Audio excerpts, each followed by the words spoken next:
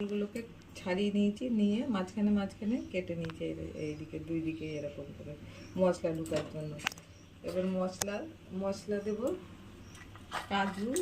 কাজু বাদাম কটা, চিনে বাদাম কটা, এটা ভেজে নেব, একটু তিল আর পোস্ত, এটা ভেজে নেব আলাদা।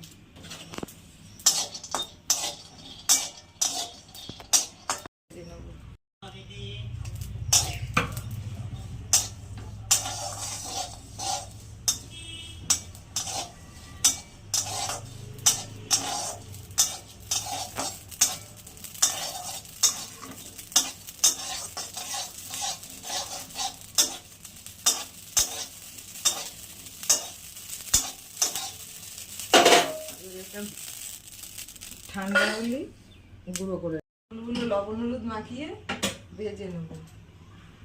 কড়াইয়ে সাদা তেল দিচ্ছি,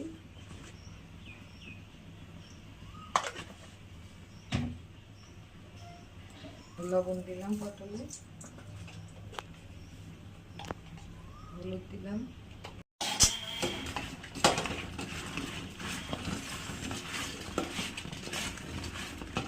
অল্প অল্প করে ভেজে তুলে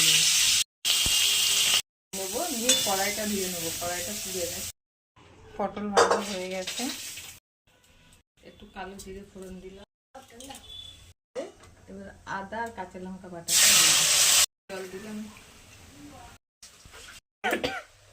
দেবো একটু হলুদ দিলাম, এবার মশলাটা কষিয়ে নেবো ভালো করে, এটা চলে যাবে, তারপরে পটল দিয়ে দেবো।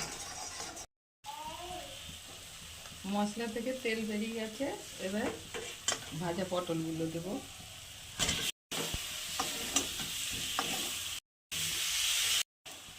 এখানে আছে বাদাম, তিল, পোস্ত আর চীনা বাদাম, কাজু বাদাম, চীনা বাদাম, এটা দিয়ে দিলাম। এটা গুঁড়ো করে নিয়েছি, একটু জল দিয়েছি, গ্যাসটা আস্তে করে দিয়ে একটু ঢাকা দিয়ে দেবো। এতে তিল আর হলো বাদাম, কাজু বাদাম, চীনা বাদাম আছে বলে তেলটা কিন্তু কম দিয়েছি, বাদাম থেকে তেল বেরোয়, তেল বেরোচ্ছে।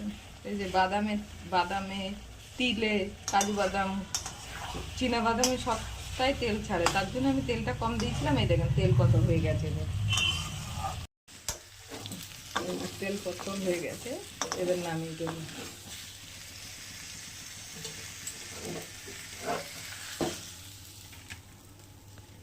হয়ে গেছে তেল পড়ে। ভিডিওটা ভালো লাগলে লাইক, কমেন্ট, সাবস্ক্রাইব, শেয়ার অবশ্যই করবেন। ধন্যবাদ।